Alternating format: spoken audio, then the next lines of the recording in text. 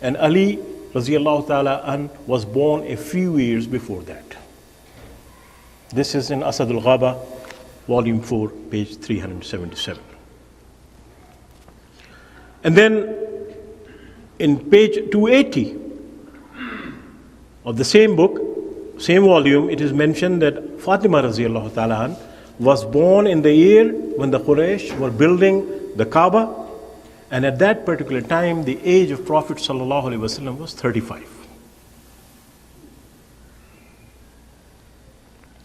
And then in Ibn Sa'd, Tabaqat Ibn Sa'd, in volume 8, page 18 and 17, it is also mentioned that Fatima radiallahu ta'ala an was born when the Quraysh were building the Kaaba. So when Fatima radiallahu ta'ala an died, there was a difference of opinion about her age. Zubair bin Bakr narrated that Abdullah bin al-Hasan, who is the son of Imam Hassan, that he was with Hisham bin Abdul Malik and Kalbi. Hisham made an inquiry about the age of Fatima radiallahu ta'ala, and he asked the son of Hassan radiallahu ta'ala that how old was Fatima bint Rasul? So Abdullah radiallahu ta'ala replied 30 years. After this he asked Kalbi the same question, and the Kalbi replied 35 years old. And Hisham told to Abdullah ibn Hassan, listen to what Kalbi is saying, and Hisham gave more importance to Kalbi's account. So at that particular moment, Abdullah ibn Hassan said, O Amirul Mu'mineen, you ask me about my mother and ask Kalbi about his mother. So Fatima radiallahu ta'ala died in 11 Hijri. Now there is also a difference of opinion on when she died. Some people said that she died one day after the Prophet sallallahu alaihi wasallam. Some people say that she died 3 days after the Prophet sallallahu alaihi wasallam. Someone said 3 months, someone says 6 months. So if she was 30 when she died, her birth date can be traced to about 5 years before the Nabuwah of the Prophet sallallahu alaihi wasallam. So if we accept that the premise that the age of Aisha radiallahu ta'ala was 6 and she was 5 years younger than Fatima radiallahu ta'ala, then the calculation would be that Aisha radiallahu ta'ala was born when Prophet was 44 years of age. And what basically, and then the marriage was consummated 3 years later, so she would be 10 and the Prophet sallallahu alaihi wasallam would be 53 at that particular time. If that presumption is made. But if the other accounts is taken into consideration, that she was born when the Prophet sallallahu alaihi wasallam was 35, then that account is telling us that the Aisha radiallahu ta'ala was born when the Prophet sallallahu alaihi wasallam was 40 years of age. Right? So that is one of the interesting point. Then Aisha radiallahu ta'ala also said something very interesting in the Bukhari volume 2, page 204.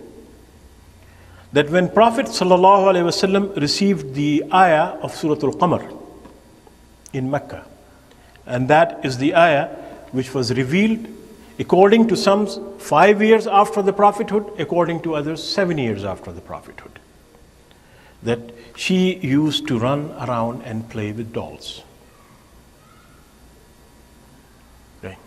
So that means at the age that when the Prophet sallallahu alaihi wasallam was receiving the Surah Al-Qamar, that is the 7th year of his Nabuwah, then Aisha radiallahu ta'ala was a child. Then at this time, Aisha radiallahu ta'ala very least had to be old enough to understand what a verse of the Quran was. Otherwise, how would she recognize that this is the verse of the Quran and this is the surah that she remembered? If we accept her date of birth to be 4th of Nabawi year, then she would be 1 year old in 5th Nabawi, or 3 years old. Now, 1 or 3 years of age is not enough for a boy or a girl to remember a particular verse, a particular surah, and hence certainly that issue can be kept aside. Now, the month that was given for the nikah of the Prophet ﷺ is Shawwal of 10th of Nabawi. That is 10th year of the Prophet ﷺ, when the messenger was 50 years of age. At that time, if we calculate it according to the age of Fatima radiallahu ta'ala, who was 5 years older, then she should be around 11 or 12 or 13, depending on how you calculate the years. Because the real importance lies with actual marriage, not with engagement. Because what we also know, that when after the death of Khadija radiallahu ta'ala anha, Prophet sallallahu alaihi wasallam was asked to remarry, and the name of Aisha radiallahu ta'ala anha was mentioned. Abu Bakr radiallahu ta'ala anha went to Prophet sallallahu alaihi wasallam and said, "O Prophet, I have already engaged my daughter with another person.